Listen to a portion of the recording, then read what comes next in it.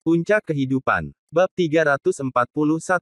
Alex mengangkat kepalanya dan melihat ke arah kamar Hailey. Matanya merah seperti darah, sama seperti Zack Carter. Pada saat ini, seolah-olah dia bisa melihat dengan tepat apa yang dilakukan Hailey di kamarnya dan bahkan merasakan emosinya. Ekspresi keinginan duniawi segera muncul di wajahnya. Sementara itu, Hailey, yang masih berada di kamarnya, tidak tahu bahwa bahaya besar seperti itu mendekat dari bawah. Alex menyeringai, dia siap untuk melompat ke lantai 2 dan menerobos masuk ke kamar Hailey, supaya dia bisa menghabiskan malam bersamanya. Saat itu, senjata tersembunyi dengan keras menembus udara malam yang sunyi, terbang menuju dada Alex. Saat lengah, Alex, yang pikirannya hanya terfokus pada Hailey, langsung tertusuk oleh senjata itu, sebuah pisau bintang ninja. Namun, bintang ninja itu hanya menembus kulitnya kurang dari setengah inci. Qi yang dirangsang di dalam tubuhnya memblokir serangan itu agar tidak melukai lebih jauh. Serangan mendadak ini membuat Alex sedikit sadar. Dia berbalik dan mengamati sekelilingnya dengan mata merah darahnya. Dia benar-benar bisa melihat semuanya sejelas siang hari, meskipun gelap. Ninja. Serang. 5 ninja muncul entah dari mana. Begitu mereka menyaksikan senjata tersembunyi itu telah mengenai sasaran, mereka bergegas keluar dengan gembira dan mulai melemparkan segala macam senjata ke arah Alex. Salah satu dari mereka mengingatkan yang lain, hati-hati, kita membutuhkannya hidup-hidup. Namun, Alex sama sekali tidak mengerti bahasa Jepang. Dia sekarang berkeringat dingin karena shock. Itu bukan karena penyergapan oleh beberapa ninja, tetapi karena manik berwarna merah darah. Setelah terbangun kembali ke kenyataan, dia menyadari bahwa dia hampir berakhir seperti Zack, dia hampir melakukan hal terburuk yang bisa dia lakukan pada Hailey. Manik-manik ini mungkin diberkati dengan energi suci yang luar biasa, tetapi ada sedikit kejahatan di dalamnya. Energi jahat ini dapat mempengaruhi emosi dan memperkuat keinginan nafsunya. Di bawah kendali energi seperti itu, seseorang akan terdorong untuk melakukan hal-hal yang berada di luar kendalinya. Karena itu, saat ini, Alex tidak memperhatikan para ninja, tetapi dia malah menggigit lidahnya. Seteguk darah diludahkan pada cawan merah darah. Menggunakan darah sebagai media, kunci kutukan darah itu. Alex tidak peduli dengan serangan para ninja, dia hanya memasang mistik armornya dan murni fokus untuk menyegel energi di cawan ini. Dengan kemampuannya saat ini, dia sama sekali tidak bisa memahami energi di dalam cawan ini. Tanpa pelatihan yang tepat, dia akan mudah terpengaruh oleh energi jahat. Karena itu, taruhannya sekarang adalah dengan menyegel energi. Ding ding ding. Pada saat ini, kelima ninja benar-benar terkejut. Mereka hanya melihat bintang ninja dan senjata tersembunyi mereka diblokir oleh Mystic Armor segera setelah mereka mencapai tubuh Alex. Lapisan cahaya kuning samar mengelilingi tubuhnya, menyebabkan senjata terpental. Jenis seni bela diri apa ini? Mungkinkah ini kain baja dari era keemasan? Atau apakah ini perisai emas? Para ninja kehilangan motivasi. Namun, salah satu dari mereka bersemangat, matanya menyala dengan antusias. Saya pikir dia hanya kita dalam bertahan, dia sepertinya tidak tahu cara menyerang sama sekali. Gunakan anak panah tali, kata pemimpin Nina. Pada saat ini, mereka benar-benar meninggalkan kekuatan taktik ninja mereka. Mereka tahu bahwa penyembunyian dan penyergapan tidak lagi menjadi pilihan. Jadi, mereka berdiri di depan Alex, memperlihatkan diri mereka. Mereka siap menggunakan kekerasan untuk menculiknya. Bam bam bam. Alex tidak punya pilihan, lagi pula dia tidak bisa begitu saja menghentikan proses penyegelan. 5 detik kemudian, dia berhasil menyelesaikan segel. Hanya Alex yang menghela nafas panjang dan memasukkan manik-manik ke dalam sakunya. Sambil mengenakan ekspresi tenang, dia menoleh ke 5 ninja bertopeng, yang memegang tali, dan berkata dengan acuh tak acuh, terima kasih. Apa? Para ninja bingung ketika mereka berpikir, mengapa dia berterima kasih kepada kita? Ada apa dengan pria ini idiot? Saat itu, pemimpin berbicara dalam bahasa Inggris yang terputus-putus, jangan khawatir, Tuan Alex Rockefeller. Bagikan saja dengan kami hal yang ditinggalkan ayahmu untukmu, dan kami akan menjadi teman selamanya. Kami juga bisa memberimu banyak uang. Hal yang diberikan ayahku padaku. Bab 342. Alex hendak mengambil tindakan, namun dia berubah pikiran setelah mendengar kata-kata ninja itu. Dia tidak tahu untuk apa mereka ada di sini. Selebihnya lagi, ibunya tidak mau memberikan detail apapun padanya. Dia tampak ketakutan seolah-olah dia akan membuka kotak Pandora, membawa kekacauan dan kemalangan baginya. Meski begitu, Alex tetap ingin mempelajari semua kebenaran yang ada. Dia ingin setidaknya mencari tahu apa yang dicari ninja-ninja ini. Ya, bukankah kamu mengatakan bahwa kamu ingin menjatuhkan grup Rockefeller? Kami bisa membantu. Kamu bahkan tidak perlu 3 bulan, 1 bulan lebih dari cukup untuk melakukan itu. Ketika saatnya tiba, grup Rockefeller akan menjadi milikmu sepenuhnya, lanjut pemimpin itu. Kalian tidak tulus sama sekali. Kenapa kalian memakai topeng dan menyembunyikan diri ketika kalian di sini untuk menawarkan sesuatu? Kalian bahkan mencoba melukaiku beberapa saat yang lalu. Petik 2. Haha, itu hanya tes kecil. Petik 2. Dari sudut mata Alex, dia bisa tahu bahwa Hailey, yang memperhatikan keributan yang datang dari bawah, berjalan menuju jendelanya. Namun, kamarnya remang-remang, gordennya dibuka sedikit. Meski begitu, dengan mata tajam Alex, dia bisa melihat sedikit sosok cantiknya, apakah dia pikir tidak ada yang akan memperhatikannya? Pikir Alex. Baiklah, aku menyembunyikan hal yang kamu minta. Jika kamu menginginkannya, ikuti saya. Alex berbalik dan berjalan keluar. Dia tidak tampak terganggu oleh tali yang melilit tubuhnya. Para ninja secara naluriah tahu ada yang tidak beres. Menurut intel organisasi mereka, Alex setidaknya adalah petarung peringkat Peak Royal, tapi dia terlalu mudah menyetujui kesepakatan mereka. Sekali lagi, hal itu terlalu penting. Bahkan jika itu hanya 1/1000 peluang sukses, mereka harus mengambil kesempatan dan tidak bisa menyerah sama sekali. Huff, ayo pergi. Dengan anak panah tali yang melumpuhkan Alex, mereka mengira keselamatan mereka terjamin. Mereka tidak takut bahkan jika dia punya trik di lengan bajunya. Hanya dalam beberapa saat, Alex membawa mereka langsung ke area hutan terdekat.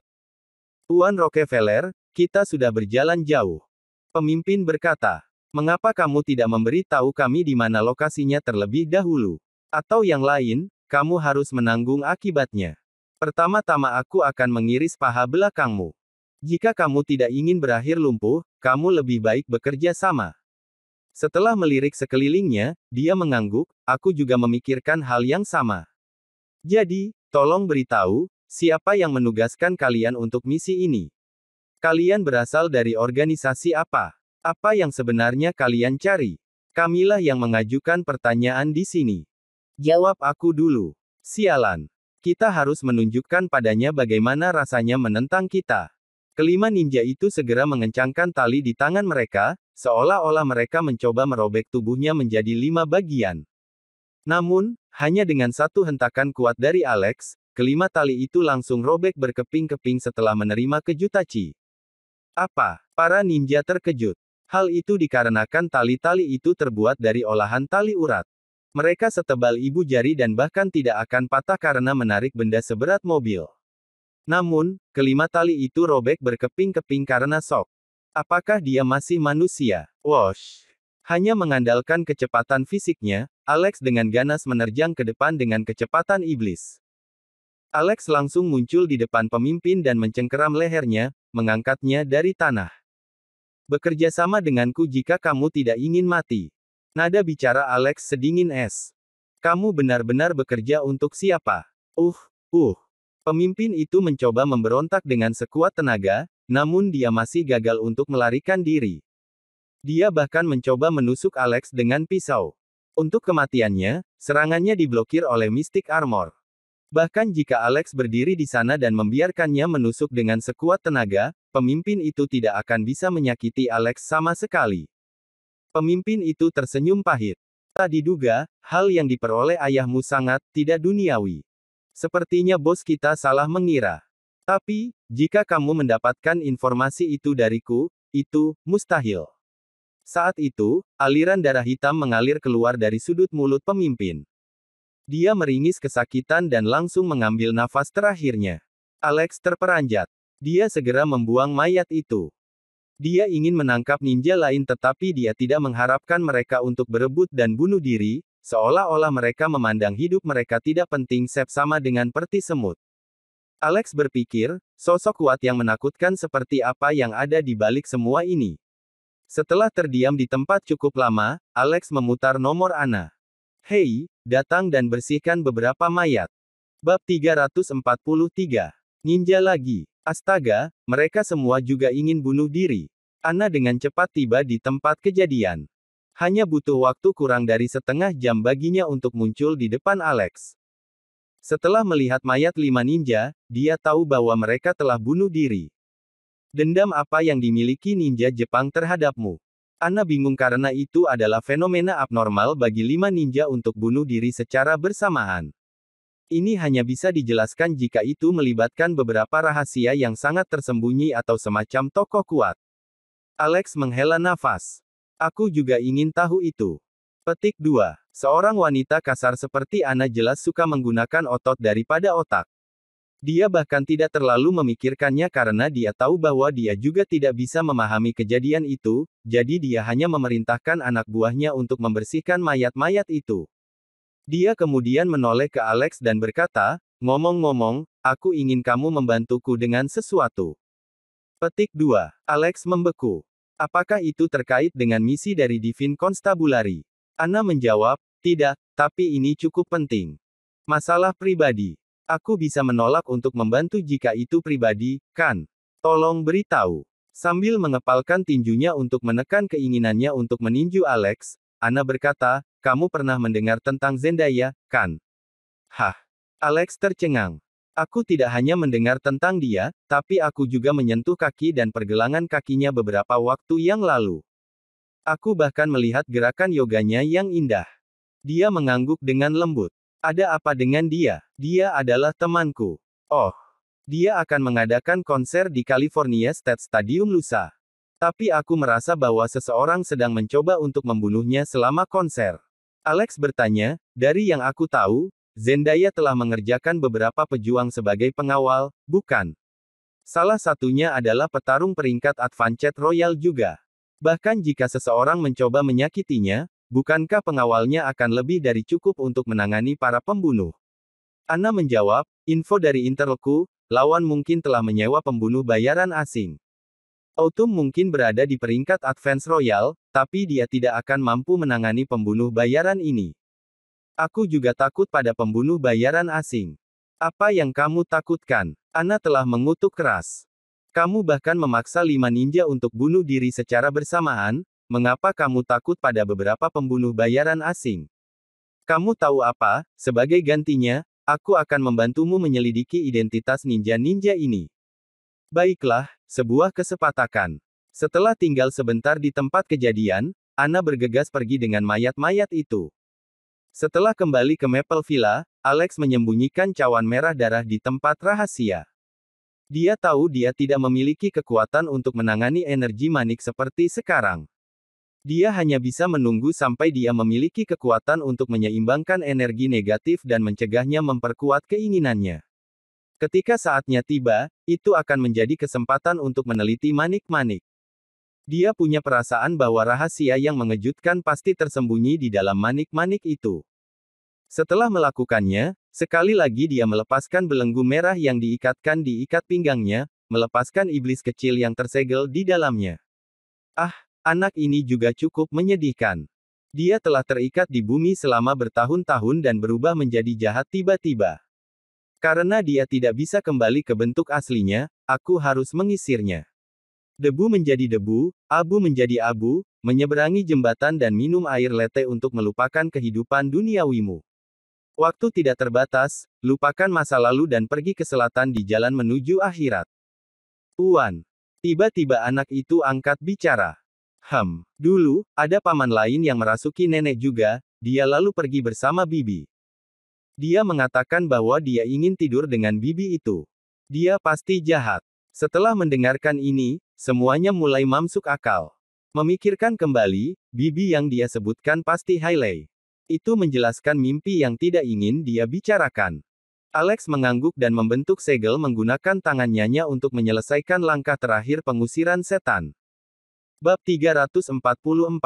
Sampai jumpa, Tuan. Selamat tinggal, jangan terlalu bermain-main di kehidupanmu selanjutnya. Para witch doctors tidak hanya mampu menyembuhkan roh, mereka juga mampu mengusir roh jahat. Alex melambai dengan lembut, namun tiba-tiba semburan kesedihan menggenang dalam dirinya. Anak itu meninggal sia-sia di usia yang begitu muda, orang tuanya pasti merasa jauh lebih sedih, pikirnya. Malam berlalu dengan cepat. Keesokan paginya, Alex berada di ruang bawah tanah lagi untuk membuat kuali Blood Energy Pills. Ini adalah ramuan obat terakhirnya juga, dia hanya bisa meramu kuali 13 pil. Dia tidak memiliki cukup bahan untuk ramuan lebih lanjut. Tanpa bantuan energi inti yang diberikan oleh leluhurnya, dia dapat mengatakan bahwa kecepatan kultivasinya menurun secara signifikan. Jadi, dia harus memikirkan cara untuk memperbaikinya. Dia berkendara ke Essex Villa pada pukul 10.30 pagi. Alex tidak pernah menyangka bahwa Adriana dan keluarganya masih belum meninggalkan villa, bahkan ada 2 polisi di tempat kejadian. Bingung, Alex melakukan kontak mata dengan Dorothy. Alex segera memahami situasinya begitu Dorothy mencibirkan bibirnya ke arah keluarga Sarpai.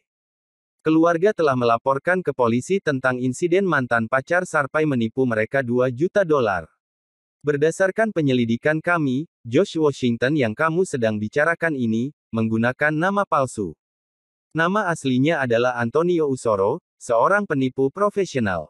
Dia telah menggunakan modus operandi yang sama dan berhasil menipu 8 wanita lainnya. Dia tidak hanya memanipulasi mereka untuk tidur dengannya, dia juga menipu mereka dengan uang dalam jumlah besar, dengan total lebih dari 30 juta dolar. Kasus terburuk dalam catatan kami adalah ada wanita yang tidak hanya dihamili, tetapi dia juga ditipu lebih dari 10 juta dolar. Dibandingkan dengan dia, anggap saja dirimu beruntung. Hati-hati dengan siapa kamu berkencan mulai sekarang. Kami akan terus menindaklanjuti dan berusaha menyelesaikan kasus ini secepatnya. Kami akan memberitahumu jika kami berhasil menemukan sesuatu. Setelah menyampaikan semua informasi, kedua polisi itu segera meninggalkan villa. Setelah mendengar kata-kata mereka, Adriana jatuh dan duduk di tanah saat dia mulai menangis tak terkendali. Taylor, di sisi lain, memukuli Sarpai dengan pukulan dan tendangan, dan bahkan memberinya 3 tamparan di wajahnya. Melihat keluarga ini dalam kekacauan, Alex bahkan tidak mengasihani mereka sedikit pun. Bahkan, dia sedikit senang saat dia tersenyum sendiri. Namun, Sarpai, yang memperhatikan ekspresinya, menunjuk ke arahnya dan berkata, "Mengapa kamu tersenyum? Apa yang salah denganmu?" "Oh, aku tahu, itu pasti kamu. Kamu pasti bekerja dengan Josh untuk menipu saya dengan membuat jebakan. Kenapa lagi kamu menjadi pemilik Maple Villa 8? Setelah mendengarkan ini, Adriana segera bangkit. "Betul sekali. Itu pasti kamu. Kamu telah menipu 2 juta dolar dari kami. Kembalikan kepada kami sekarang." Alex benar-benar tidak bisa berkata-kata. Apakah kalian semua sudah gila? Tentu saja, Dorothy mendukung Alex. Keterlaluan. Dia melakukannya, dia pasti orang yang melakukannya. Dia pasti membenci kita, Bardots, karena akulah yang mempermalukannya di jamuan ulang tahun kakek terakhir kali. Itu sebabnya dia ingin membalas dendam, dia meminta Josh untuk menjebakku. Hama ini pasti berada di balik semua ini. Memukul. Tanpa ragu, Alex menamparkan wajah Sarpai dengan keras. Wajahnya semakin memerah karena tamparan itu. Adriana dan Taylor tercengang, mereka siap melawan Alex dengan sekuat tenaga. Saat Adriana terus mengganggunya tanpa henti seperti orang gila, Alex meraih dan mengangkatnya.